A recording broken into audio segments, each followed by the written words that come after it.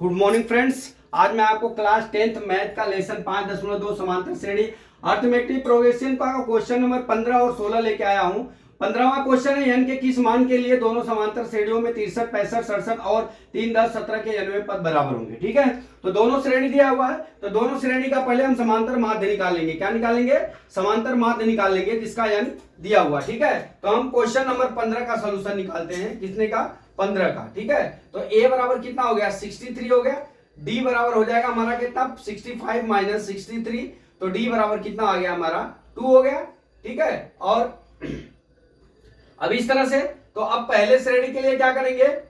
पहले श्रेणी के लिए हमारा क्या कितना हो जाएगा? an is equal to a plus 63 plus कितना होगा? n माइनस 1 इंटू डी हो गया। अब यहाँ पे 63 प्लस ये d का मान कितना हो गया हमारा? n माइनस 1 इंटू डी का मान कितना हो गया? 2 हो गया, ये वाला। ठीक है, अब an is equal to 63 plus कितना हो जाएगा? 2n माइनस 2 के, तो यहाँ पे an इज इक्वल टू कितना होगा? 61 प्लस कितना हो जाएगा हमारा? 2n के। ठीक है, यहाँ माइनस हो जाएगा। ये हमारा समीकरण नंबर 1 हो गया। ठीक है, इसी तरह दूसरे श्रेणी के लिए हम करते हैं। कौन सा? दूसरे श्रेणी के लिए दूसरे श्रेणी के लिए ठीक है, दूसरे श्रेणी के लिए क्या हो जाएगा हमारा? 3, 10, 17 डैश डैश डैश। अब a का मान कितना है? 3 है। d का मान कितना हो गया? 7 हो जाएगा। अब हमारा an इज इक्वल टू कितना हो जाएगा? an is equal to a plus n minus 1 into कितना हो गया? d क्या हो गया?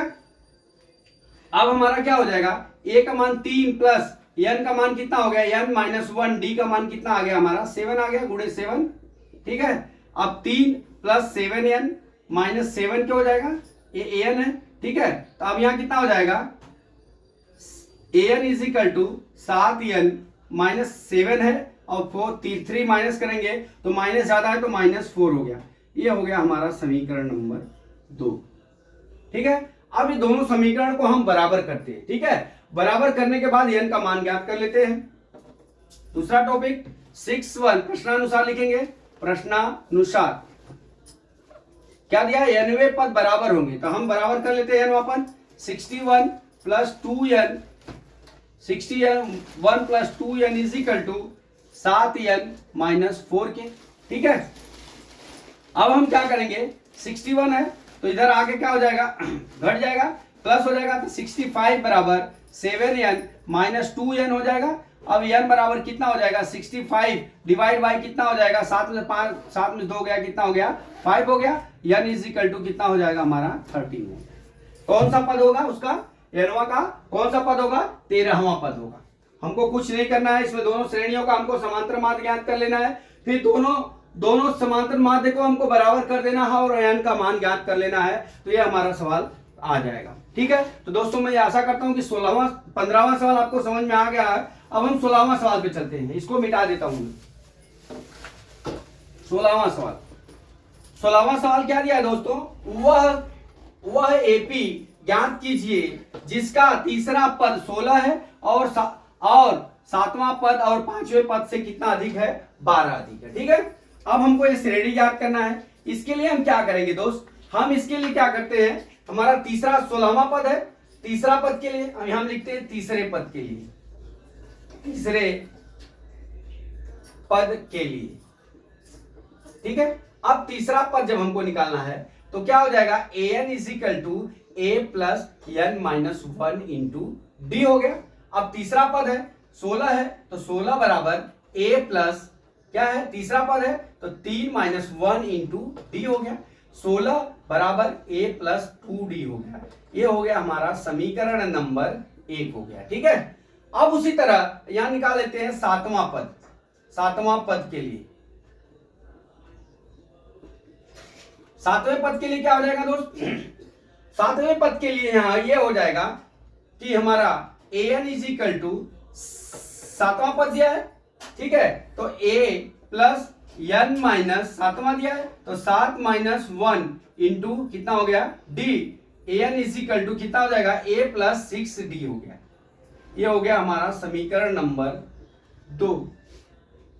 ठीक है, ये दोनों समीकरण समझ में आ गया। अब हम निकालते हैं कौन सा पद के लिए, हम निकालते हैं अब पांचवें पद के लिए। ठीक है, यहां लिख लेते हैं पांचवें पद के लिए।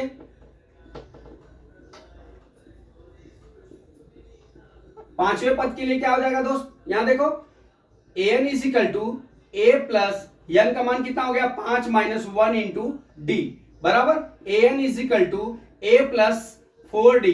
ये समीकरण नंबर हमारा 3 हो गया। ठीक है, अब देख लीजिए सवाल में क्या कर रहा है, सातवां पद पांचवें पद से 12 अधिक है। ठीक है, तो अब यहां लिखते हैं समीकरण 2 और 3 से। ठीक है, अब क्या करते हैं 12 अधिक है तो हमारा क्या हो जाएगा, दूसरा समीकरण क्या है, a plus 6d is equal to a plus 4d plus कितना हो जाएगा हमारा 12। कितना हो जाएगा हमारा 12। ठीक है, अब हम पक्षांतर कर लेते हैं, यहां पे a इधर आ जाएगा तो a plus 6d minus a minus 4d minus कितना हो गया 12 बराबर 12 रखिए। ठीक है, अब इतना हो गया, अब a से a कट गया, यहां कितना हो गया 2d बराबर कितना हो गया 12 और d बराबर कितना हो गया हमारा 6 हो गया। ठीक है, d बराबर कितना आ गया हमारा 6 आ गया। अब देख लीजिए समीकरण 1 में यहां रख लेते हैं, समीकरण 1 में d का मान रखने पर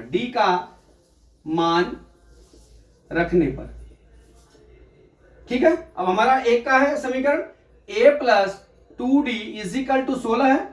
अब देख लीजिए d का मान हमारा 6 आ गया, a प्लस 2 गुणे कितना हो गया 6 बराबर 16 के, a बराबर कितना हो गया 16 माइनस कितना हो गया 12, a बराबर कितना हो गया हमारा 4। ठीक है, अब इतना आ गया। अब हमारी श्रेणी क्या होती है दोस्तों, श्रेणी हमारी ये होती है, पहले a plus d, a plus 2d, a plus 3d होती है, इस तरह से श्रेणी होती है। अब हमारा a क्या होगा, हमको AP ज्ञात करना है। अब a बराबर हमारा क्या हो गया 4 हो गया, plus 4 comma a plus d मतलब कितना हो गया 4 और प्लस d का मान कितना हो गया 6, कितना हो गया 10।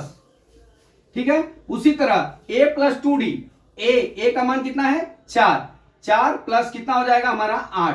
तो मतलब इसका कहने का मतलब ये है कि इसमें 6 जोड़ते जाइए, 16 यहां कितना हो जाएगा 22 डैश डैश डैश, ये हमारी श्रेणी ज्ञात हो गई। ठीक है, आपको एक ट्रिक बता देता हूं, अगर ये सवाल ये इतना तो आएगा ही, जब भी a और d ज्ञात हो जावे तो पहला मान दूसरा मान निकाल लीजिए।